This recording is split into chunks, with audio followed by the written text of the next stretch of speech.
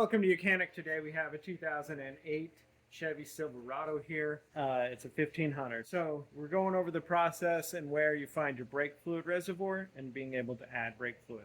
So our brake fluid reservoir is located on the left-hand side up against the firewall, as in most vehicles. And so we have our reservoir here, we have our minimum line here, and our maximum. And that's where we're going to want to have our fluid levels at, in between there. Now this fluid level will go down as your brakes wear, and then when you replace your brakes, a lot of times you bring it back up.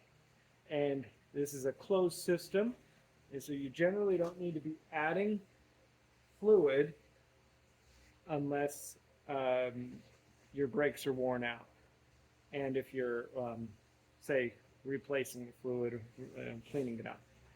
So that being said, if you need to add fluid at any time, a lot of it all the time, then you've got a brake fluid leak somewhere, and you'll need to find out where that's at. Now, we don't want it to go below the minimum and any lower and get air in the line, because then our brakes won't function the way they are intended to do. And so if we need to add brake fluid, we need to twist this cap off, make sure it's all clean, and then we can twist the cap off, add our brake fluid up to the line, and this takes a .3.